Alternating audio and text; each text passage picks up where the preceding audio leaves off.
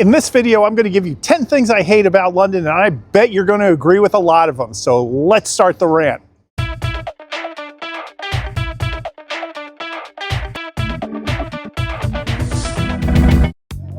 I've lived in London for 3 years, and I've loved practically every minute of it. But there are some aspects of living in this city that really bug me.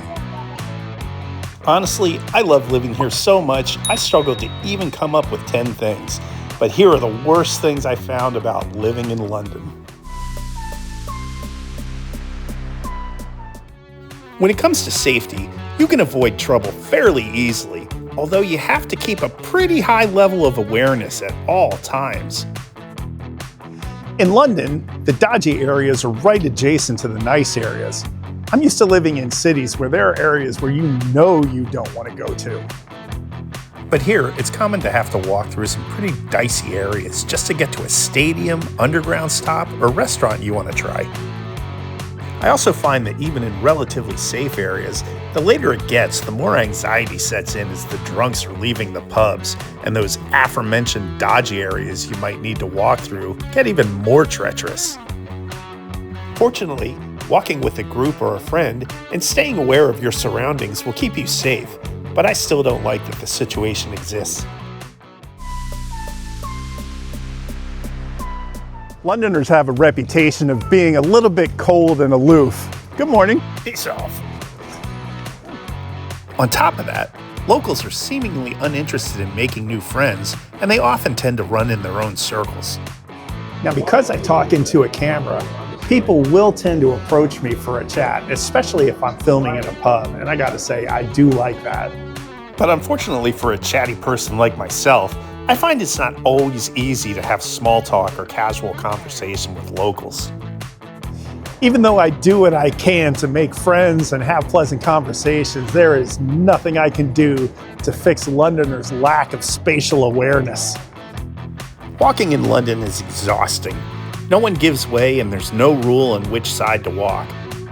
No one sees you coming anyway because most of the time their faces are buried in their phones. And the number of people who have loud conversations on their phones while walking or riding the bus or train is absolutely appalling. And if you're in a neighborhood with gardens and terrace houses, be ready to eat some hedges if somebody comes your way. They're not moving. Look, I get it. Football is important in the UK, but unlike Premier League clubs, the smaller clubs need people to show up to stay in business. So to protect the small clubs, Premier League matches aren't shown on TV on Saturdays. Now you do get to see one televised match on Sunday or an odd weeknight, but if you don't have Sky Sports, you have to go to a pub. Conversely, when you live outside of the UK, you can see every match at the pub or by purchasing a relatively inexpensive TV package.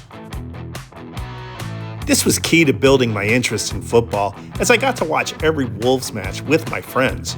But now that I live in London, I can only see them live if they play in London or they make a rare TV appearance. And that creates a risk of disconnect between me and my fragile interest in fandom.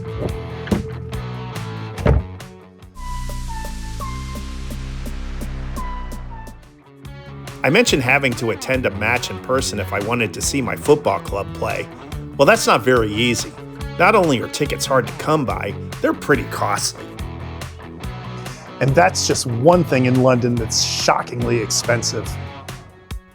Dinner for two is rarely less than 80 to 100 pounds.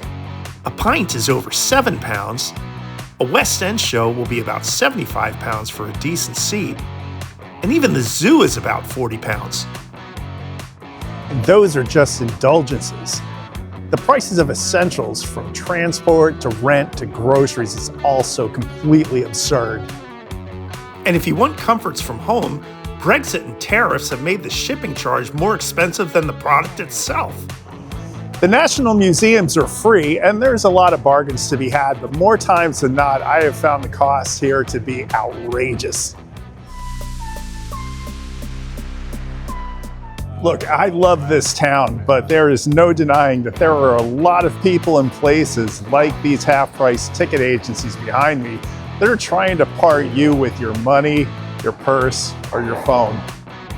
Tourist areas are teeming with pickpockets, purse snatchers, and some clever scam artists that fool hundreds of susceptible visitors every day. If you're enjoying the bells, put money in this box here. My most hated scam is the pedicabs. They overcharge customers through nefarious and sometimes intimidating tactics.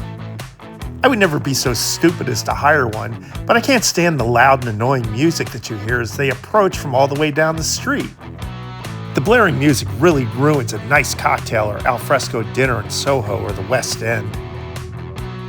There's also a big problem with all the panhandlers who you see everywhere, from the underground entrances to the supermarket doors. Hey, I'm sympathetic to people who are down in their luck, but I find in this town, beggars are very, very aggressive, and every time you sit down at a cafe or something, you're approached. That's not a good situation. I don't want to be unfair to the doctors and nurses of the NHS. They work very hard, but they're overextended and the system is a mess. Before I moved here, I was able to quickly make appointments, and every procedure I got, major or minor, was scheduled at my convenience. In London, I got a referral for a colonoscopy, and 16 months later, they finally got me in for my procedure. And when I got there, they didn't even give me anesthesia, only a sedative. Thank you for visiting our hospital, indeed. The NHS is not good. In London, if you have the means and access for private care, you're much better off. It's a good thing that I like to walk because it really is the best way to see this city. But there's some people that are unwilling, or worse yet, unable to walk long distances. And that makes a little bit of a problem because there's sometimes a lot of distance between underground and bus stations and destinations that people want to go. It's not a big deal if you're into hoofing around, but it's gotten in the way at times when I've hosted guests that aren't used to walking a lot. It's also laughable when you commonly get directions on Citymapper that have a combination of walking to and from the underground plus the train ride, saving you only 3 or 4 minutes over walking alone. In addition, some transfers between underground lines require lots of walking and feature stair climbs that are not favorable for people like me with wonky knees. Some of my favorite restaurants and rock clubs are only accessible by long bus rides plus a fair amount of walking. And in my All London Football Grounds in One Day video, it showed me how remote London's stadium locations can get. Taxis and Ubers are pretty expensive in London, but that's the only way to get to some pretty appealing places without walking 15 or 20 minutes from an underground station. When my wife and I moved from Hong Kong to London, we had to jump through hoops, and it didn't feel like we got much help. We got a temporary flat for the first 2 months. It was way too expensive for what it was. But we were at the mercy of a local leasing agent who we trusted to find our temporary place while we still lived in Hong Kong. It appears that agent gleefully dumped the worst place on their inventory on us. It took us about a month to learn how to effectively work with the leasing agents, and we found our place with only 2 weeks to spare before we had to vacate our temporary place. And I'll tell you, Zoopla is no help. For all the dogs I see in London, I'm gobsmacked at how few properties don't allow dogs. It really limited our options. Setting up bank accounts, utilities, and a phone took a lot of trial and error. We didn't have the help from relocation experts when we moved here.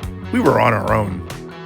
Combine that with having to get acclimated to a new country and neighborhood, and you can get exasperated and frustrated long before you start enjoying your stay.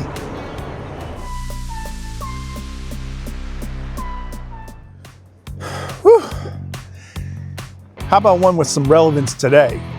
This isn't a complaint about London's weather, it's a complaint about London's hot weather. London is known for being raw, cold, and rainy, but when the sun peeks out, it's usually pretty pleasant. But for what are increasingly longer stretches, Stiflingly hot weather can be a killer. Most houses don't have air conditioning, and the underground is simply unrideable when it hits 30 degrees. Fortunately, it cools down in the evening, but if you like brisk weather like me, then London will literally make your blood boil. Well, maybe not literally, you'd be dead if that happened. This last one is just for you, my dear viewers. I hate tourist traps. London is such an amazing city. Amazing history, amazing pubs, amazing sights, and some of those sites are even filled with tourists.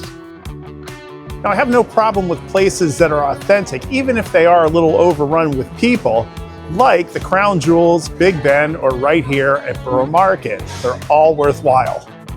My issue is with overpriced manufactured crap that tries to convince you that they're a real London experience. Tourist traps like Shrek's Adventure and the M&M store in Leicester Square, and even Madame Tussauds in the London Eye will leave you very unfulfilled and definitely light in the wallet. And in a town with the world's best pubs, don't go to Wetherspoons. It's the UK's version of Applebee's. Blech. I started this channel to share good London experiences with visitors and locals alike. So hopefully I've given you enough to not have to come to places like this. Okay, enough with the places I hate. Time to go to the Crown and Two Chairmen, which is a place I like. Thank you for watching. I don't want you to think that anything that I said has any bearing on the way that I feel about living in London. I love it, and there's far more good than bad. I also want to thank you for your likes, subscribes, and shares. I read every one of your comments, and I appreciate you all. Cheers.